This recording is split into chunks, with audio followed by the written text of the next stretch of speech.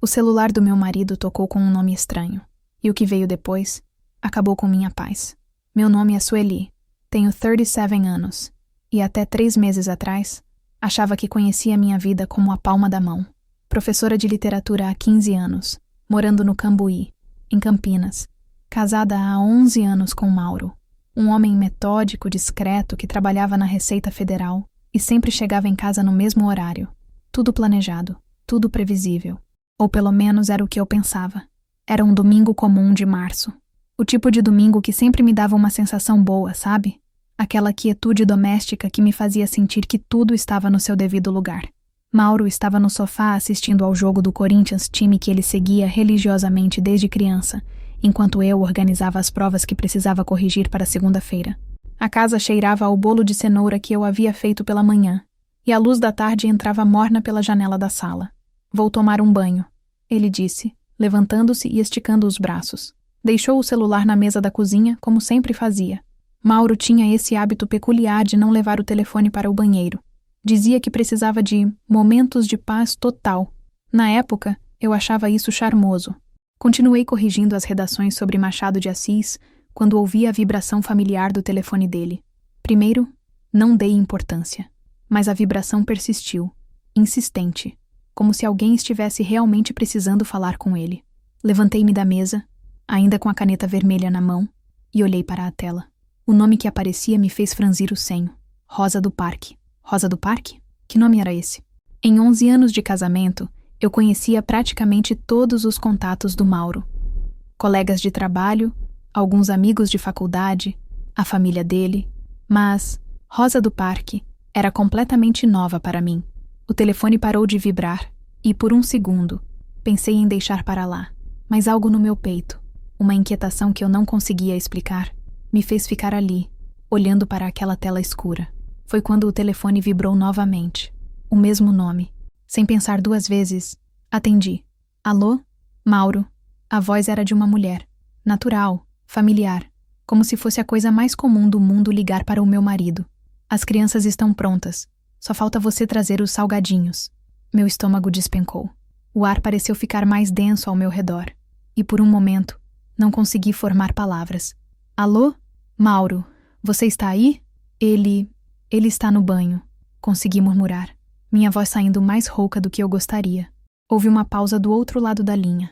Uma pausa carregada, pesada. Quem é você? A pergunta veio baixa, desconfiada. Sou a esposa dele. As palavras saíram automáticas, mas no momento em que as pronunciei, senti como se estivesse me apresentando pela primeira vez. Como se não tivesse certeza do que essa palavra significava. O silêncio que se seguiu foi ensurdecedor. Ouvi uma respiração pesada do outro lado. Depois o som de crianças brincando ao fundo. A esposa, ela repetiu, mas para si mesma. E então, com uma frieza que me cortou como lâmina. Então você não sabe de nada, né? A ligação caiu. Fiquei ali, parada no meio da cozinha, segurando o telefone como se ele fosse uma bomba prestes a explodir. O barulho do chuveiro ainda ecoava do banheiro, misturado ao som da televisão e ao meu coração batendo descompassado. Crianças. Ela havia mencionado crianças, salgadinhos, como se fosse uma festa, como se Mauro devesse estar lá, trazendo salgadinhos para crianças que eu não conhecia, organizadas por uma mulher cujo nome nunca havia ouvido. Coloquei o telefone exatamente onde estava e voltei para a mesa, fingindo que continuava corrigindo provas. Mas as palavras dos alunos se embaralhavam na minha frente. Dom Casmurro virou um borrão. As análises sobre ciúme e traição pareciam gritar da folha de papel. Quando Mauro saiu do banho, com os cabelos ainda úmidos e uma camisa limpa, eu o observei como se fosse um estranho. Ele pegou o celular, verificou as chamadas perdidas e vi sua expressão mudar por uma fração de segundo, quase imperceptível, mas eu estava prestando atenção. Tudo bem, amor? Ele perguntou, beijando meu rosto como fazia todos os domingos há 11 anos. Tudo, respondi, forçando um sorriso. Mas não estava tudo bem. Enquanto ele voltou para o sofá e para o jogo, eu permaneci sentada naquela cozinha, com o gosto amargo da descoberta na boca e uma única certeza. Minha vida, tal como eu a conhecia, havia acabado de desmoronar, e essa era apenas a primeira pedra a cair. Os 3 dias seguintes foram uma tortura silenciosa. Mauro continuava sua rotina como se nada tivesse acontecido. Café da manhã às 7, beijo no rosto, tchau amor, até mais tarde. Mas eu estava vivendo uma vida completamente diferente dentro da mesma casa. Na segunda-feira, durante o intervalo entre as aulas, fiz algo que jamais imaginei que faria. Pesquisei como rastrear celular do marido e no Google. As opções que apareceram na tela me deixaram dividida entre nojo de mim mesma e uma sede de verdade que eu não conseguia controlar. Escolhi o aplicativo mais discreto. E quando Mauro foi ao banheiro na terça à noite, clonei o celular dele em menos de 5 minutos. Minha mão tremia tanto que quase derrubei o aparelho. Professora de literatura transformada em detetive particular, se não fosse tão doloroso, seria patético. Foi na quinta-feira que descobri a extensão real da mentira. Estava na sala dos professores, fingindo corrigir provas, quando vi pelo app que Mauro estava em um lugar chamado Jardim Florence II, um bairro que ficava do outro lado da cidade. Segundo a localização, ele estava lá há 2 horas, bem no meio de seu suposto horário de trabalho. Digitei o endereço no Google Street View, e o que vi me fez perder o fôlego. Uma casinha simples, com um portão verde e um quintal pequeno onde havia brinquedos espalhados. Brinquedos de criança. Professora Sueli, tudo bem? A voz da diretora me trouxe de volta à realidade. Você está pálida, só um pouco cansada. Menti, fechando rapidamente o celular. Naquela noite, quando Mauro chegou em casa com sua pontualidade habitual, eu o estudei como nunca antes. Observei cada detalhe. A camisa que estava impecável demais para quem havia passado o dia inteiro no escritório. O cheiro sutil de perfume infantil que grudava em suas roupas. A forma como ele evitava meu olhar quando falava sobre o dia. Como foi o trabalho hoje? Perguntei, servindo o jantar. Normal. Auditoria chata, você sabe como é. Ele mastigava devagar, concentrado demais no prato. E você? Como foram as aulas? Era incrível como 11 anos de casamento me permitiam ler suas mentiras como se fossem escritas com letras garrafais. Mauro sempre olhava diretamente nos meus olhos quando falava a verdade. Sempre. Quando mentia, olhava para qualquer lugar, menos para mim. Na sexta-feira, tomei uma decisão que mudaria tudo. Liguei na escola e disse que estava com enxaqueca. Peguei meu carro e dirigi até o Jardim Florence II. Não tinha um plano específico, só uma necessidade desesperada de ver com meus próprios olhos o que meu marido estava escondendo de mim.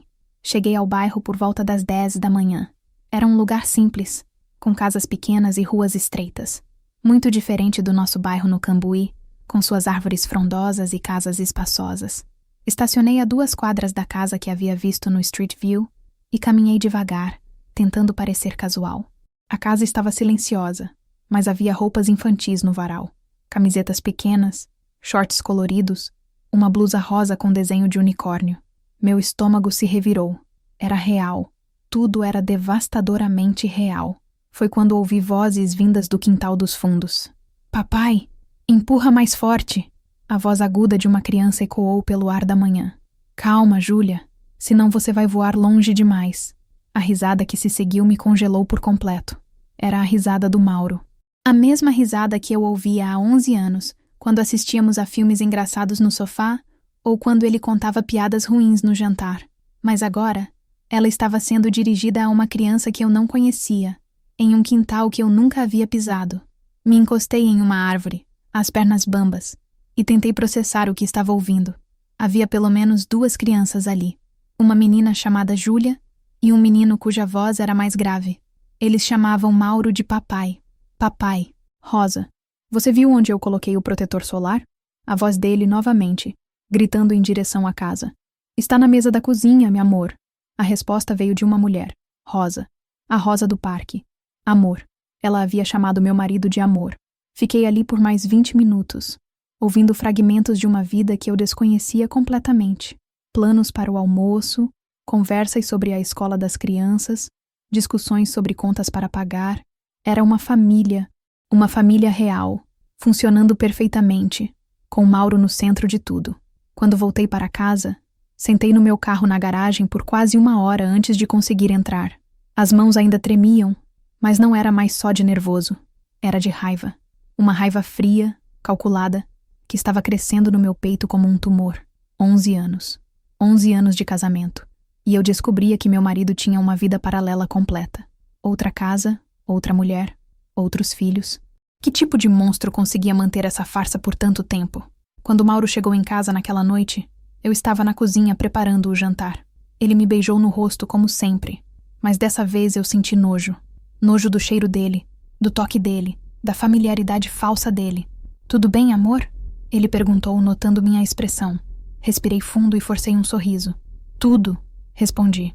Mas enquanto ele se dirigia para o banho, sempre o banho antes do jantar, eu abri o notebook e comecei a pesquisar algo muito diferente de localização de celulares. Pesquisei como reunir provas de infidelidade, como proteger bens em caso de divórcio, como descobrir contas bancárias escondidas. A guerra havia começado, e Mauro ainda nem sabia que estava sendo investigado. As 2 semanas seguintes transformaram-me em uma pessoa que eu não reconhecia.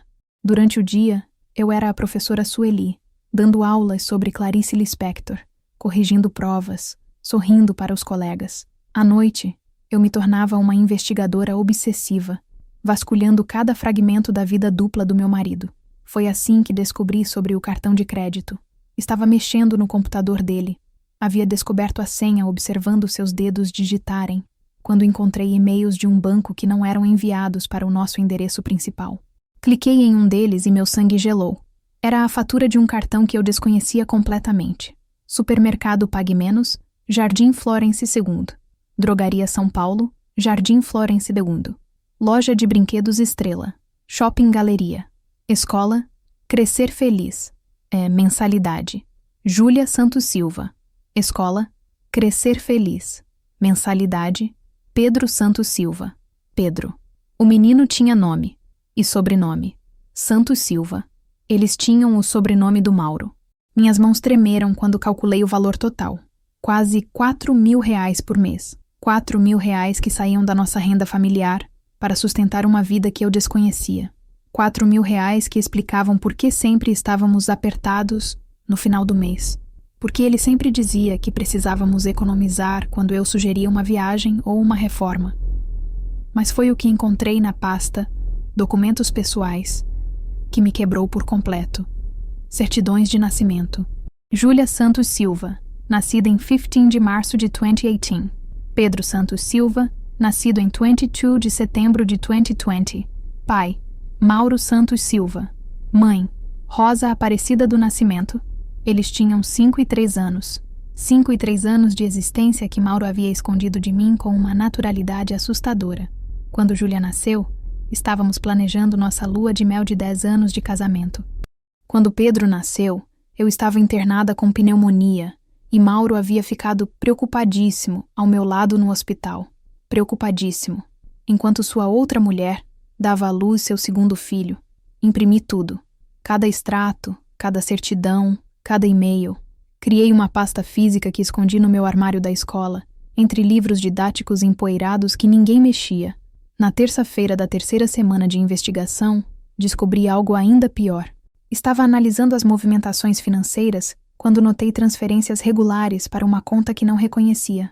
Valores pequenos, R$ 500 aqui, 300 ali, sempre com a descrição: ajuda familiar. Consegui rastrear a conta. Era da mãe da Rosa. Mauro não apenas sustentava a segunda família, ele bancava a sogra também. Foi nesse momento que algo em mim se rompeu definitivamente. Não era mais só traição, era humilhação. Era descobrir que por anos eu havia sido reduzida a uma figurante na minha própria vida, enquanto ele construía uma família completa e feliz do outro lado da cidade. Na quinta-feira, tomei uma decisão drástica. Pedi dispensa médica da escola e contratei um investigador particular. Não queria mais viver na incerteza, analisando fragmentos. Queria a verdade completa, documentada, irrefutável. O investigador era um homem de meia-idade chamado Carlos, que trabalhava numa sala pequena no centro de Campinas. Quando contei minha história, ele nem sequer pareceu surpreso. Senhora, infelizmente isso é mais comum do que a gente gostaria, disse ele, folheando as fotos que eu havia conseguido tirar discretamente da casa no Jardim Florence II. Quanto tempo de relacionamento? 11 anos de casamento. E a outra família? Pelo menos 5 anos, talvez mais. Ele balançou a cabeça, um misto de profissionalismo e pena. Vou precisar de 1 semana para documentar tudo direitinho. Fotos, vídeos, horários, rotina completa. Também vou investigar a situação financeira dele. Se tem conta escondida, patrimônio que você não conhece. Pode investigar a situação profissional também? Ele trabalha na Receita Federal. Carlos levantou uma sobrancelha. Servidor público mantendo vida dupla com gastos acima do salário. Ele fez uma anotação no papel. Interessante. Vou dar uma olhada nisso também. Voltei para casa com uma sensação estranha no peito. Não era alívio exatamente, mas uma espécie de frieza determinada, como se estivesse finalmente assumindo o controle de uma situação que havia fugido das minhas mãos há anos. Naquela noite, enquanto Mauro assistia televisão no sofá, provavelmente conversando pelo WhatsApp com Rosa, enquanto fingia prestar atenção no jornal, eu me sentei ao lado dele e disse algo que nem eu esperava. Amor, estive pensando, que tal comemorarmos nosso aniversário de casamento de um jeito especial esse ano? Ele virou para mim surpreso. Fazia meses que não iniciávamos conversas carinhosas. E que tipo de comemoração você está pensando? Sorri, um sorriso que até eu mesma achei convincente. Jantar em casa, só nós dois. Eu preparo algo especial, a gente conversa sobre o futuro. Fiz uma pausa calculada. Sobre nossos planos, nossos sonhos. Claro, amor, adoraria. Ele beijou minha testa e eu tive que usar toda a minha força de vontade para não me afastar. Você escolhe o dia. Que tal no sábado que vem? Perfeito. Quando ele voltou a atenção para a televisão, eu continuei sorrindo. Mas não era mais o sorriso de uma esposa apaixonada planejando uma noite romântica. Era o sorriso de uma mulher planejando o fim de uma farsa que havia durado tempo demais. Sábado que vem seria nosso último jantar como casal. Mauro só não sabia disso ainda. O sábado chegou com uma chuva fina que deixava Campinas com um ar melancólico. Passei o dia inteiro preparando tudo com uma precisão cirúrgica. Comprei os ingredientes para o risoto de camarão que Mauro adorava. Escolhi uma garrafa de vinho tinto que ganhamos de casamento e nunca abrimos. Arrumei a mesa com nossa louça de porcelana, aquela que só usávamos em ocasiões especiais. Carlos havia entregue o relatório completo na sexta-feira. 50 páginas de documentação que confirmavam todos os meus piores pesadelos e revelavam outros que eu nem imaginava. Fotos de Mauro brincando no parque com as crianças. Vídeos dele beijando Rosa na porta da casa. Extratos bancários mostrando não apenas o cartão secreto, mas uma conta poupança em nome dos filhos, filhos que eu nem sabia que existiam. O pior de tudo, descobrimos que Mauro estava cometendo pequenas fraudes fiscais no trabalho. Nada gigantesco, mas constante. Declarações alteradas aqui, isenções inventadas ali. Tudo para conseguir dinheiro extra para manter a segunda família. Organizei tudo em um envelope marrom. Minha carta de despedida para 11 anos de mentiras. Às 7 da noite, Mauro chegou em casa com um buquê de rosas brancas, minhas flores preferidas, e um sorriso que, em outros tempos, teria derretido meu coração. Para a mulher mais linda de Campinas, disse ele me beijando no rosto. Aceitei as flores e forcei um sorriso. Era impressionante como ele conseguia ser romântico e mentiroso ao mesmo tempo. Obrigada, amor. O jantar está quase pronto, Nins. Ele notou a mesa arrumada, a luz das velas, o vinho já aberto. Nossa, você caprichou mesmo. Estou me sentindo culpado por não ter preparado nada especial. Você não precisa se sentir culpado por nada, respondi, e a ironia das minhas próprias palavras quase me fez rir. Senta aí, vou buscar o risoto. Durante os primeiros 20 minutos, foi quase como nos velhos tempos. Conversamos sobre trabalho, sobre os alunos engraçados que eu tinha na escola, sobre os planos para as próximas férias. Mauro estava relaxado, sorridente, genuinamente presente. Algo que não acontecia há meses. Foi quando servi a sobremesa que coloquei o envelope ao lado do prato dele. O que é isso? Perguntou, ainda mastigando o último pedaço de torta de limão. Um presente de aniversário. Respondi, me sentando e o observando atentamente. Ele abriu o envelope com curiosidade, e eu vi o exato momento em que sua expressão mudou. Primeiro confusão, depois palidez, depois pânico puro. As fotos escorregaram da mesa. Mauro empurrando Júlia no balanço. Mauro carregando Pedro no colo. Mauro beijando Rosa na varanda da casa do Jardim Florence II. Sueli, eu posso explicar. Pode. Minha voz saiu mais calma do que eu esperava. Então explica como você conseguiu manter uma família secreta por 5 anos. Explica como você tem 2 filhos que chamam você de pai, enquanto me dizia que ainda não era a hora certa, para termos um bebê. Ele tentou falar, mas eu levantei a mão. Explica os R$ 4.000 mensais que você gasta com eles enquanto me diz que não temos dinheiro para trocar o sofá. Explica as fraudes fiscais que você comete no trabalho para bancar essa vida dupla. As palavras fraudes fiscais o fizeram empalidecer ainda mais. Como você descobriu? Isso não importa. Peguei o vinho e enchi meu copo com mãos firmes. O que importa é que eu descobri. Tudo. Mauro se levantou bruscamente, derrubando a cadeira. Sueli, você não entende. Eu nunca quis que fosse assim. A Rosa, ela engravidou e eu não podia abandonar a criança. E depois veio o Pedro. Claro, ri. Uma risada amarga que ecoou pela sala de jantar. Você é uma vítima das circunstâncias. Um herói que não podia abandonar as pobres crianças. Não é assim. Não? Me levantei também. Nossa mesa romântica agora parecendo um campo de batalha. Então me explica por que você registrou as crianças com seu sobrenome. Me explica por que você banca a mãe da Rosa. Me explica por que, em 5 anos, você nunca pensou em me contar a verdade. Ele passou as mãos pelos cabelos, um gesto que conhecia bem. Era o que fazia quando estava desesperado. Eu ia contar. 1000 vezes eu ia contar, mas o quê, Mauro? Mas era mais fácil me manter como idiota? Era mais cômodo ter 2 vidas, 2 famílias, 2 realidades? Eu amo você. A voz dele estava quebrando. Eu sempre amei você e isso nunca mudou. Mentira. A palavra saiu cortante. Você ama a estabilidade que eu represento. Você ama ter uma esposa respeitável no bairro nobre enquanto brinca de família feliz na periferia. Mauro se aproximou, tentando me tocar, mas eu recuei. Sueli, por favor. A gente pode resolver isso. Eu posso explicar tudo. Posso fazer as coisas voltarem a ser como antes. Como antes. Ri novamente. Mauro, não existe antes. Nossa vida inteira foi uma mentira. 11 anos de mentira.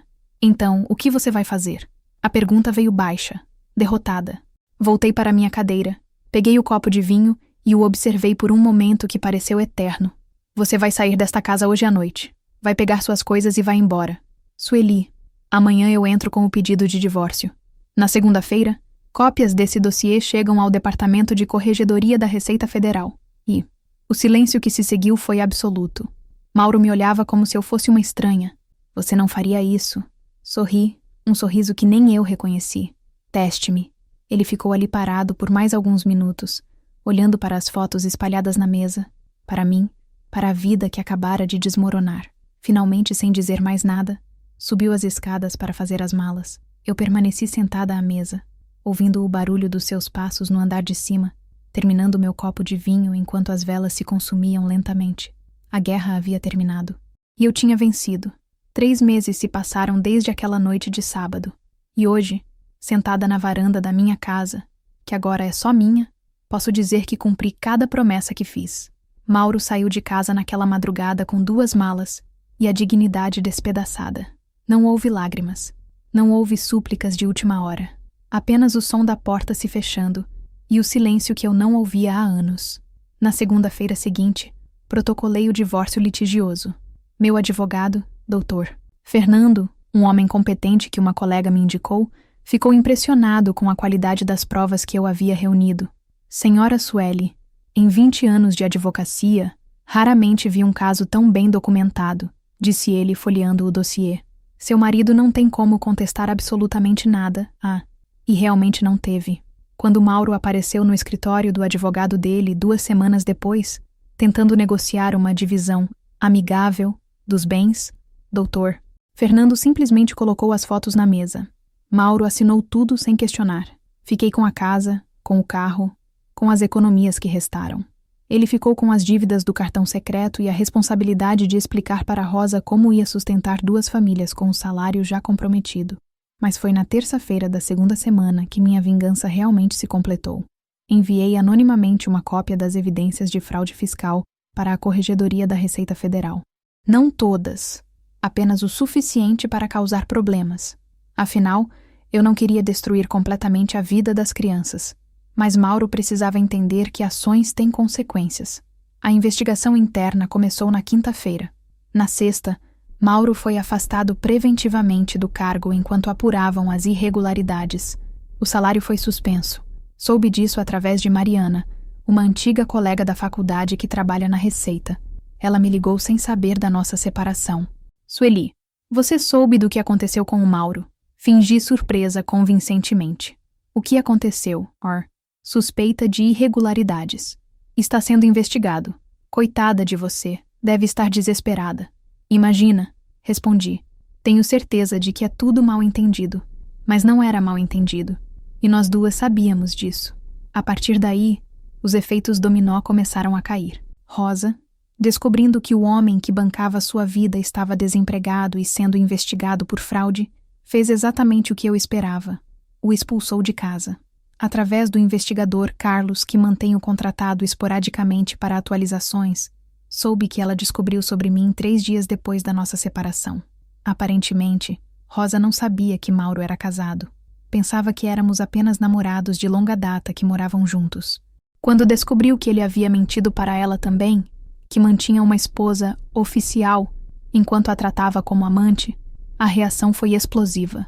Mauro tentou explicar, tentou convencê-la de que era diferente, de que me amava, mas amava ela também. Rosa não quis saber. Pegou as crianças e foi morar com a mãe, deixando-o com o aluguel da casa e nenhuma renda para pagar. Hoje ele mora em Hortolândia, na casa de um primo, dormindo no sofá da sala e tentando reconstruir a vida. Conseguiu um emprego como contador em uma empresa pequena. O salário é menos da metade do que ganhava na Receita. E luta para pagar a pensão das crianças que Rosa exigiu na justiça. Soube também que ele tentou me procurar algumas vezes. Ligou para a escola, mandou mensagens que bloqueei, até apareceu na porta de casa uma vez. Mas eu havia instalado câmeras de segurança e não abri a porta. Depois de meia hora debaixo de chuva, ele foi embora. A única vez que nos encontramos face a face foi no fórum, durante a audiência final do divórcio. Ele estava magro, com olheiras profundas, usando um terno que claramente não era novo. Tentou falar comigo no corredor. Sueli, você conseguiu o que queria. Estou destruído. Pode parar agora? Olhei para ele. Realmente olhei. Talvez pela primeira vez em meses. E senti nada. Nem raiva, nem pena, nem satisfação. Apenas um vazio tranquilo. Eu não destruí você, Mauro. Você fez isso sozinho. E foi verdade. Cada consequência que ele estava enfrentando era resultado direto das escolhas que ele havia feito. Eu apenas me recusei a continuar sendo cúmplice da mentira. O divórcio foi homologado em dezembro. No Natal, pela primeira vez em 12 anos, passei as festividades sozinha. Cozinhei apenas para mim, assisti a filmes que eu gostava, li livros que havia comprado, mas nunca tido tempo de ler. Foi estranho no começo, esse silêncio que não precisava ser preenchido. Essa liberdade de não ter que fingir que estava tudo bem, de não ter que sorrir quando não sentia vontade, de não ter que dividir espaço com alguém que eu não conhecia realmente. Agora, com o outono chegando a Campinas, posso dizer honestamente que encontrei algo que não sabia que estava procurando. Paz. Não é a paz de quem perdoa e esquece. Não é a paz de quem aceita passivamente o que aconteceu. É a paz de quem tomou as rédeas da própria vida e escolheu o próprio destino. Às vezes, de tarde, sento aqui na varanda com um copo de vinho, o mesmo vinho que abri naquela noite de confronto, e observo o movimento da rua. Crianças voltando da escola, casais passeando com cachorros, vida acontecendo ao meu redor, e pela primeira vez em muito tempo, sinto que faço parte dessa vida, não como coadjuvante na história de outra pessoa, mas como protagonista da minha própria história. Mauro teve razão em uma coisa. Eu consegui o que queria. Consegui minha liberdade. Consegui minha dignidade de volta. Consegui a verdade. E consegui paz. Paz. Enfim. Fim. Obrigada por assistir até o final. Você gostou da história? Deixe um comentário. Quero saber o que você achou.